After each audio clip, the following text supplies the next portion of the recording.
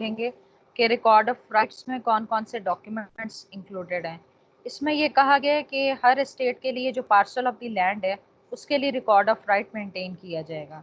अब record of rights में यहाँ पर ये बताया गया है कि इसमें स्टेटमेंट होंगी जिसमें ये तफसीलात दर्ज होंगी कि कौन से लैंड ओनर्स हैं, टेनेंट्स कौन से हैं, और कौन एंटाइटल्ड है कि रेंट्स, प्रॉफिट्स या प्रोड्यूस ऑफ द एस्टेट को एक्वायर करेगा, हासिल करेगा, या कौन लैंड को ऑक्यूपाई कर सकता है। ठीक है, मतलब इट मीन्स कि statement regarding the land owners और टेनेंट्स के हवाले से होगी। दूसरी बात इसमें ये कि स्टेटमेंट में ये भी अंदराज होगा कि तमाम लोगों के इंटरेस्ट की क्या नेचर है और क्या उनके साथ कंडीशंस, लाइबिलिटीज अटैच हैं अगर उनका राइट इन्वॉल्व है। फिर जो गवर्नमेंट को देना है या फिर गवर्नमेंट को ये जिस बंदे ने गवर्नमेंट को आपने देना है, ये कोई पर्सन लाइबल है रेंट, लैंड रेवेन्यू, रेट, सेसिस के हवाले से ये जो भी पेमेंट्स हैं, ठीक है, उस हवाले से इंदराज होगा। कस्टम्स के हवाले से स्टेटमेंट दी जाएगी जिसमें राइट्स एंड लाइबिलिटीज बताई होंगी, और एस्टेट का मैप होगा, ठीक है, और वो तमाम डॉक्यूमेंट साथ होंगे जो कि बोर्ड ऑफ रेवेन्यू प्रिस्क्राइब करेगी।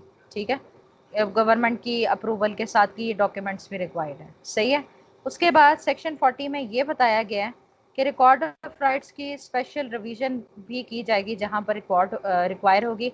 इस हवाले से ये बताया गया कि बोर्ड ऑफ रेवेन्यू ये देखेगी है कि उससे ये लगता है कि किसी एस्टेट के लिए, पार्सल ऑफ द लैंड के लिए रिकॉर्ड ऑफ राइट्स नहीं एग्जिस्ट करता, ये ऑलरेडी एक एग्जिस्टिंग रिकॉर्ड ऑफ राइट्स है जो कि स्पेशल रिवीजन रिक्वायर्ड करता है, तो नोटिफिकेशन के जरिए उसकी स्पेशल रिवीजन की जाएगी। ठीक है। अच्छा, और साथ नोटिफिकेशन में, अच्छा, वो जो स्पेशल, हाँ जी, हाँ वो जो जी, स्पेशल असेसमेंट होती है वही वाली होती है? नहीं स्पेशल, हाँ उसी का हिस्सा है ये। मतलब ये है कि एक अच्छा दफा इसकी अमेंडमेंट, उसमें असेसमेंट, ये कोई भी मामलात होंगे ना तो वो रिवीजन, वो उसमें ये असेसमेंट इंक्लूडेड होगा। अच्छा, इसमें ठीक। नोटिफाई किया जाएगा कि इस स्टेट के लिए, इस लोकल एरिया के लिए ये रिकॉर्ड ऑफ राइट्स हैं जिसकी स्पेशल रिवीजन रिक्वायर्ड है। ठीक है। फिर अगर रिकॉर्ड ऑफ राइट्स एग्जिस्ट नहीं करता तो बनाया जाएगा, ये उसकी स्पेशल रिवीजन की जाएगी। और अगर already previous record of rights के जरिए गवर्नमेंट के कोई की फेवर में कोई राइट एग्जिस्ट कर रहा है तो उस पर यह असरअंदाज नहीं होगा, स्टिल इन एग्जिस्टेंस रहेगा राइट गवर्नमेंट के लिए। अच्छा, उसके बाद सेक्शन 41 है पीरियोडिकल रिकॉर्ड्स। पीरियोडिकल रिकॉर्ड्स में ये बताया गया है कि कलेक्टर पटवारी की जिम्मेदारी लगाएगा कि पीरियोडिकली रिकॉर्ड मेंटेन करना है, जो कि पीरियोडिकल रिकॉर्ड कहलाएगा। ठीक है, और इसमें वो तमाम डॉक्यूमेंट्स इंक्लूडेड होंगे जो कि सेक्शन 39 में शामिल हैं। सही है। प्रिस्क्राइब वे में और दूसरे जो प्रिस्क्राइब रजिस्टर्स रिक्वायर्ड हैं वो इसकी पीरियोडिकल रिकॉर्ड की प्रेपरेशन में रिक्वायर किए जा सकते हैं। ठीक है। उसके बाद सेक्शन 41A में बताया गया कि कंप्यूटराइज्ड फॉर्म में भी पीरियोडिकल रिकॉर्ड्स मेंटेन किया जाएगा, और अगर इसका कोई ऐसा रिकॉर्ड एग्जिस्ट नहीं करता तो उसकी लेटेस्ट एडिशन तैयार की जाएगी। ठीक है, और नोटिफिकेशन के ज़रिए स्पेसिफाई कर दिया जाएगा कि कंप्यूटराइज्ड रिकॉर्ड कहाँ से ऑपरेट होगा। और साथ ही इसमें ये है कि नोटिफिकेशन के ज़रिए ये भी कहा जा सकता है कि इतनी स्पेसिफाइड डेट तक इसकी प्रेपरेशन प्रोहिबिट भी की जा सकती है। ठीक है। उसके अलावा ये जो पंजाब, हाँ जी, ये जो पंजाब लैंड रेवेन्यू रिकॉर्ड्स हैं वो अब हो चुके हैं ना सारे कंप्यूटराइज? हाँ जी, कंप्यूटराइज्ड हो चुके हैं जी, बिल्कुल ऐसे ही। मतलब एक तो वैसे मैनुअल रिकॉर्ड तैयार किया जाता ना पहले, अब कंप्यूटराइज भी कर लिया गया है। ठीक है। अच्छा जी, सेक्शन 41B में ये बताया गया है कि ऊपर एक तो पीरियोडिकल रिकॉर्ड्स की एडिशन का जिक्र किया गया, नीचे ये बताया गया कि रिकॉर्ड ऑफ राइट्स को भी जो रिकॉर्ड है कंप्यूटराइज कर लिया जाएगा। ठीक है, जैसे बोर्ड ऑफ रेवेन्यू स्पेसिफाई करेगी। ठीक है, और वो जो कंप्यूटराइज रिकॉर्ड होगा रिकॉर्ड ऑफ राइट्स का, वो पीरियोडिकल रिकॉर्ड कहलाएगा उस स्टेट के लिए। वो तमाम डॉक्यूमेंट्स होंगे जो कि सेक्शन 39 में शामिल है। प्रिस्क्राइब वे में तैयार किया जाएगा कंप्यूटराइज फॉर्म में, जिसमें म्यूटेशन का भी जो इंतकाल है वो भी इंक्लूडेड होगा। ये जो नेसेसरी डॉक्यूमेंट्स हैं वो सेम ऑलमोस्ट ये जो पिछली बात की गई है। अच्छा, उसके बाद सेक्शन 42 से हम पढ़ेंगे कि इंतकाल कैसे होता है। कि जब आप किसी स्टेट में एज अ लैंड ओनर या टेनेंट प्रॉपर्टी में ओनरशिप एक्वायर कर रहे हैं तो आपने क्या करना है कि 3 माह के अंदर आपने उसके हवाले से पटवारी को बताना है, जो कि अपने जो डेली रजिस्टर होता है, उनके पास डायरी होती है रोज़नामचा, उसमें अंदराज करेगा तो फर्दर फिर ये होता है कि पटवारी उसकी पब्लिकेशन करके फिर एक कॉमन असेंबली होती है जिसमें तमाम अटेस्टेशंस होती हैं, सिग्नेचर होती है और इंतकाल का प्रोसीजर कंप्लीट होता है। लेकिन इसमें अब एक अमेंडमेंट ये की गई है कि उस रिकॉर्ड को कंप्यूटराइज भी कर लिया जाएगा, उसके लिए भी अदारा यहाँ पर बनाया गया है। ठीक है, उसके लिए ये सेक्शन आगे चले मैं ये बता देती हूँ जहाँ जहाँ मिस होगा। अच्छा, section 42 making of that part of periodical record which relates to landowner subject to other provision of this chapter a person acquiring by inheritance, purchase, mortgage, gift or otherwise any right in a estate as a landowner or a tenant for a fixed term exceeding 1 year shall within 3 months from the date of such acquisition report his acquisition of right to the Patwari of the state who shall record such report in the Roznamcha to be maintained in the prescribed manner, furnish a copy of the report so recorded free of cost to the person making the report. फिर उसकी एक copy भी furnish कर दी जाएगी जिसने इतला दी होगी, and send a copy of the report within a week of its receipt by him to the office of union administration within which estate is situated. यहाँ तक क्लियर है आपको? हाँ जी, अच्छा, clear है। if the person acquiring the right is a minor or is otherwise unable to report, his guardian or other person having charge of his property shall make the report to the Patwari. The Patwari shall enter in his register of mutation every report made to him under subsection 1 or subsection 2 and shall also make an entry in the Roznamcha and in the register of mutation respecting the acquisition of any such right as aforesaid, which he has reason to believe to have taken place and of which report should have been made to him under either of those subsections and has not been so made. अच्छा, इसमें ये है कि register of mutation है उसके अंदर भी अंदराज कर लिया जाएगा और उस नामचे में भी उसकी एंट्री कर दी जाएगी। फिर उसमें रजिस्टर में ये लिखा जाएगा एक्विजिशन के हवाले से कि किस तरह से ये राइट एक्वायर किया है, कि उसको भी ये लगता है कि उसने ये हक हासिल कर लिया है, उसके अंदर अंदराज कर देगा। Subsection 4. The report made to the Patwari under subsection 1 or subsection 2 or recorded by him under subsection 3 shall be displayed in such manner as may be prescribed. If the Patwari fails to record or to display a report made to him under subsection 1 or subsection 2, the person making the report may make the report in writing to the revenue officer concerned and the union Nazim of the union in which the estate is situated by registered post acknowledgement due, and the revenue officer shall thereupon cause such report to be entered in the register of mutation. ठीक है? A revenue officer shall from time to time inquire into the correctness of all entries in the register of mutation and into all such accusation as aforesaid coming to his knowledge, of which under the foregoing subsection report should have been made to the Patwari and entries made in that register, and shall in each case make such order as he thinks fit with respect to any entry in the periodical record of the right acquired. अच्छा, इसमें यह कि वक्तन फ़ौक्तन revenue officer भी check करता रहेगा कि जो इंतकाल किया गया क्या तमाम एंट्रीज करेक्ट हैं, तो इस हवाले से पड़ताल की जाएगी। ठीक है, और उस हवाले से रिपोर्ट भी सबमिट अच्छा, ये जो ये जी बोलो। हाँ जी, ये जो इंतकाल है ये दोनों रजिस्ट्री और म्यूटेशन दोनों की तरफ से या खाली इसमें म्यूटेशन होती है? म्यूटेशन को ही तो इंतकाल कहते हैं। नहीं, जो रजिस्ट्री वाला लैंड होता है इसमें वो भी आता है? नहीं, वो जो रजिस्ट्रेशन है वो रजिस्ट्रेशन एक्ट के तहत वो अलग चीज़ है, लेकिन इसमें यह बताया गया कि जब आप ओनरशिप चेंज होती है ना, जैसे आपने मेरे से प्रॉपर्टी खरीद ली तो इंतकाल भी चढ़वाना है, ये उसका अलग से प्रोसीजर बताया गया सेक्शन 42। दोनों काम होंगे फिर। हेलो, ठीक है, हाँ जी, समझ आ रही है? हेलो, आवाज आ रही है आपको? हेलो हेलो मोमिना, आवाज आ रही है आपको? अब बीच में कनेक्शन खत्म। नहीं, आवाज अच्छा, खत्म हो गई थी। मैं आपसे ये कह रही हूँ कि जब आप ओनरशिप चेंज करवाएंगे ना तो फिर उसके लिए इंतकाल करवाना पड़ता है और रजिस्ट्री अलहदा से होगी। ठीक हो गया? हेलो, दो अलग। हाँ जी, आवाज नहीं आ रही? हाँ, आवाज आ नहीं रही है? आवाज खत्म हो गई थी बीच में। अब अब आ आ रही, रही है अब आ रही। बस। अच्छा, मैं ये बात कह रही हूँ कि जब ओनरशिप चेंज होती है ना, जैसे फलाने बंदे से आपने प्रॉपर्टी खरीदी है तो फिर इंतकाल भी ठीक चढ़वाना है, होता है, ट्रांसफर ऑफ ओनरशिप करवाना होता है सेक्शन 42 के नहीं तहत। बिल्कुल ठीक और है। हाँ, हाँ, और नहीं नहीं वो ठीक है, रजिस्ट्री लेकिन लैंड रेवेन्यू में तो, हाँ लैंड रेवेन्यू वाली तो ये सारे इंतकाल का लैंड होता है ना, रजिस्ट्री वाला तो रजिस्ट्रेशन एक्ट के तहत अर्बन प्रॉपर्टी ज्यादातर होती है ना। हाँ जी ऐसा ही है, बिल्कुल ठीक है। हाँ बस ठीक है, ठीक। अच्छा उसके बाद सबसेक्शन 6, अच्छा ये करेक्टनेस ऑफ ऑल्टरीज भी देख लिया। Subsection 7, except in cases of inheritance and where the acquisition of right is by registered deed or by or under an order or decree of a court, the revenue officer shall make the order under subsection 6 in the presence of the person whose right has been acquired. After such person has been identified by two respectable persons, preferably from Lambardars or members of the Zilla Council, Tehsil Council or Town Council concerned, whose signatures or thumb impression shall be obtained by the revenue officer on the register of mutation.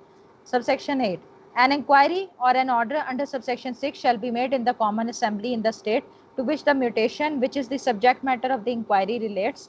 Subsection 9, where a revenue officer makes an order under subsection 6 in regard to the acquisition of any right, an entry shall be made in the periodical record by the insertion therein of a description of the right acquired, and by the omission from such record of any entry in any record previously prepared, which by reason of the accusation has ceased to be correct.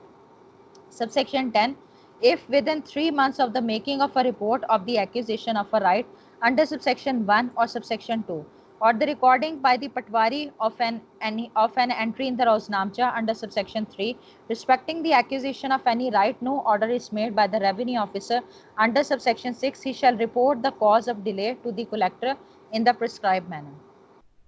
Subsection 11, the revenue officer shall in the prescribed manner send or cause to be sent the gist of an order made by him under subsection 6 to the person whose right is required, and also to the office of the union administration in which the estate is situated. हाँ जी clear है यहाँ तक?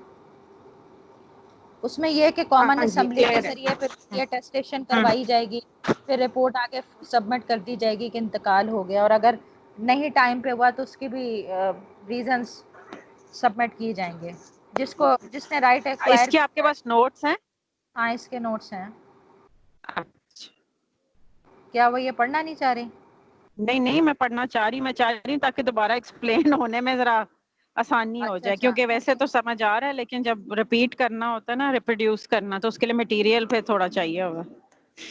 अच्छा उसके बाद आप आ जाएं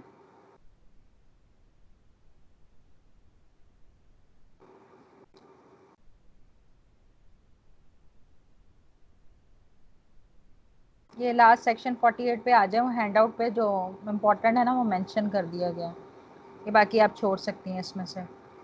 Section 48 penalty.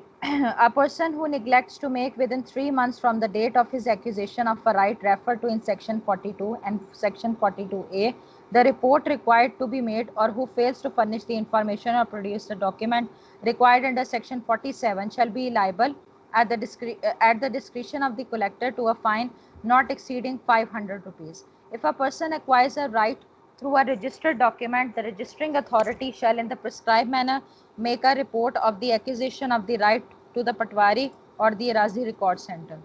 Clear है? आपके न्यू लॉ में ना ये एक सर्विस सेंटर भी लिखा होगा, ये मेरे ख्याल से वो नया लॉ है। सर्विस सेंटर, हाँ ये इसमें मेंशन नहीं है, तो वो चलो क्वेश्चन आंसर में तो वैसे ही मेंशन हुआ। अच्छा ये जो हाँ ये जो पेनल्टी का इसमें कॉन्सेप्ट बताया हुआ, ये पेनल्टी ये है कि जो रिकॉर्ड की एंट्री ना करने की पेनल्टी है। आपने इंफॉर्मेशन फर्निश नहीं की, तो कोई डॉक्यूमेंट प्रोड्यूस करना था वो नहीं किया, या कोई आपने रिक्वायरमेंट पूरी नहीं की, तो 500 रुपये जुर्माना है। वो वैसे ही आपको पता है देहाती इलाकों में इतना महंगा भी नहीं जाता। ठीक है। अच्छा उसके बाद आप आ जाएं, मैं ना पहले मोस्ट इम्पोर्टेंट है वो करवा देती हूँ, उसके बाद इस सारा नहीं करने वाला। इसमें जो असेसमेंट वगैरह वो जरा कंफ्यूजिंग थी, 70 सेक्शन और 70 से आगे जो है ना वो जरा मुझे थोड़े से जब मैं पढ़ने लगी थी तो मुझे लगा अच्छा नहीं मैं पहले इसको खुद पढ़ लूँ, अकेले पढ़ूंगी फिर मैं आपको कल करवा दूंगी इसको, जरा ये पढ़ने वाला। हाँ अच्छा ये जो है ना 70 के आगे। हाँ हाँ वाला टॉपिक पढ़ लेते हैं कि लैंड रेवेन्यू जब क्या कहते हैं ड्यू डेट गुजर गई है या ड्यू डेट आ गई है ठीक और है, आपने स्टिल पे नहीं किया, तो एरियर्स ठीक ऑफ है, लैंड रेवेन्यू कैसे रिकवर किए जाएंगे, ये भी इम्पोर्टेंट ठीक है। क्वेश्चन। तो हाँ जी। इसमें ये कहा अच्छा, गया इसमें कि ये क्वेश्चन भी आया था कि जिस तक क्रिमिनल और सिविल की जो होती हैं, इस तक की जो डिग्री की इन्फोर्समेंट होती है, कई ऐसे होते हैं, तो उसमें लैंड रेवेन्यू को कैसे वो कलेक्ट करना होता है, तो वो भी एक क्वेश्चन बड़ा इंपॉर्टेंट था। मैं आपको भेजती हूँ उसके क्वेश्चंस। चलें आप भेज दें, फिर मैं उसको देख लेती हूँ। हाँ हाँ, अच्छा, अभी हम ये कर रहे हैं। हाँ इसको इसको कंप्लीट कर लेते हैं। कलेक्शन ऑफ ठीक। Land revenue, section 74, liability for payment of land revenue in the case of any holding. The holding, holding का मतलब होता है कि जब आप किसी एग्रीकल्चर लैंड को ओन करते हो ना, तो वहाँ पर लीगल जुबान में हम इसे होल्डिंग कहते हैं, ठीक है। The holding and it's land owner shall be liable for the payment of land revenue thereon, and if there be joint landowners of a holding, the holding and all the landowner jointly and severally shall be liable for the payment of the land revenue. Section 75, security for payment of land revenue. The land revenue for the time being assessed and payable in respect of a holding shall be the first charge upon the rent, profit and produce thereof, save with the previous consent of the collector. The rent, profit and produce of a holding shall not be liable to be taken in execution of a decree or order of any court until the land revenue chargeable against the rent, profit or produce or any area of land revenue due in respect of the holding have been paid. ठीक है, मतलब वो एक as a security है ना कि आपने वो पेमेंट करनी है लैंड रेवेन्यू की। वो पहला चार्ज होता है जब आप कोई रेंट प्रॉफिट्स वसूल करते हैं प्रोड्यूस ऑफ द लैंड, ठीक है। उसके बाद section 76, orders to regulate payment of land revenue. The board of revenue may fix the number and amount of the instalments and the time, place and manner by at and in which the land revenue is to be paid. Until the Board of Revenue otherwise directs, land revenue shall be payable by the installment at the times and place and in the manner by, at and in which it is payable immediately before the commencement of this act. Rules to regulate, section 77, rules to regulate collection, remission and suspension of land revenue. The Board of Revenue may, with the previous approval of the government, make rules not inconsistent with this act to regulate the collection, remission and suspension of land revenue. Clear है यहाँ तक? Section 78, cost recoverable as part of arrear. The cost of any process issued under this chapter shall be recoverable as part of the arrear of land revenue in respect of which the process was issued. Section 79, certified account to be evidence as to arrear. A statement of account certified by a revenue officer shall be conclusive proof of the existence of an arrear of land revenue, of its amount and of the person who is the defaulter. Section 80, processes for recovery of arrears. अब ये तरीक़ाकार बताए गए हैं। Service of demand पहले भेजा जाएगा, notice भेजा जाएगा, नहीं अगर वसूल हुए रेस्ट एंड डिटेंशन का यहाँ पर हुक्म होगा। Distress and sale of his movable property and uncut or ungathered crops, या फिर ये होगा कि उसकी जो मूवेबल प्रॉपर्टी है, जो खड़ी फसलें हैं, उनको अटैच कर लिया जाएगा। ट्रांसफ़र, या फिर ये होगा कि होल्डिंग को ट्रांसफ़र कर दिया जाएगा, किसी और लैंड ओनर को दे दिया जाएगा फॉर द टाइम बिंग, जब वो इस कंडीशन पर राज़ी हो जाता है कि उसके बदले वो पे कर देगा। By attachment, by attachment under section 85 of the holding in respect of which the arrear is due, by annulment under section 86 of the assessment of that holding, by sale of that holding under section 88, by proceeding against other immovable property of the defaulter under section 90. ठीक है। Section 81, notice of demand. A notice of demand may be issued by revenue officer on or after the day following that on which an arrear of land revenue accrues. Clear है? Section 82, arrest and detention of defaulter. If after lapse of 20 days of the service of the notice of demand under section 81 on a defaulter, areas of land revenue due from him or any part thereof remain unpaid, a revenue officer may issue a warrant directing an officer named therein to arrest the defaulter or the person who furnishes security under clause B of subsection 8 and bring him before the revenue officer. When the defaulter is brought before the revenue officer may cause him to be taken before the collector or may keep him under personal restraint for a period not exceeding 10 days, and then if the arrear is still unpaid, cause him to be taken before the collector. Where the revenue officer keeping a defaulter under personal restraint is an assistant collector of the second grade, he shall without delay report his action to the collector if the period of such restraint exceeds 24 hours. Subsection 5. When the defaulter is brought before the collector may issue an order to the officer in charge of the civil jail of the district, directing him to confine the defaulter in jail for such period not exceeding the month from the date of the order as the collector thinks fit. The process of arrest and detention shall not be executed against a defaulter who is a female, minor, lunatic, or idiot. A warrant of arrest issued against a defaulter under subsection 1 shall not be executed if the arrears due from him are paid or the defaulter furnishes security in the manner provided in clause B of subsection 8. Any defaulter who under subsection 3 is being kept under personal restraint or under subsection 5 is being confined in the civil jail shall forthwith be set at liberty. Set at liberty on the arrears due from such defaulter being paid or on the defaulter furnishing to the revenue officer ordering his arrest or the collector security to the satisfaction of the revenue officer or the collector as the case may be for the payment of the arrears due from him. Clear है यहाँ तक? हाँ जी, clear है. 83. Distress and sale of movable property and crops. At any time after an arrear of land revenue has accrued, the immovable property and uncut or ungathered crop of the defaulter may be distrained and sold by order of a revenue officer. The distress and sale shall be conducted as lately as may be in accordance with the law for the time being in force for the attachment and sale of movable property under the decree of revenue code, provided that in addition to the particulars exempted by any law for the time being in force from liability to sell so much of the produce of the land of the defaulter as the collector thinks necessary for seed grain or for the subsistence until the harvest next falling of the defaulter and his family, and of any cattle exempted by that law shall be exempted from sale under this section. Clear है?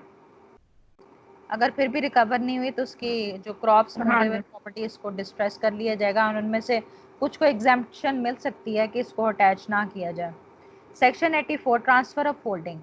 At any time after an arrest of land revenue has accrued on a holding, the collector may transfer the holding to any person being a landowner of the estate in which such holding is situated and not being a defaulter in respect of his own holding, on condition of his paying the arrear being put in possession of the holding and on such further condition as the collector may deem fit to impose, provided that an order shall be passed under this subsection for the transfer of holding unless the processes specified in clause B and C of section 80 have first been taken against the landowner.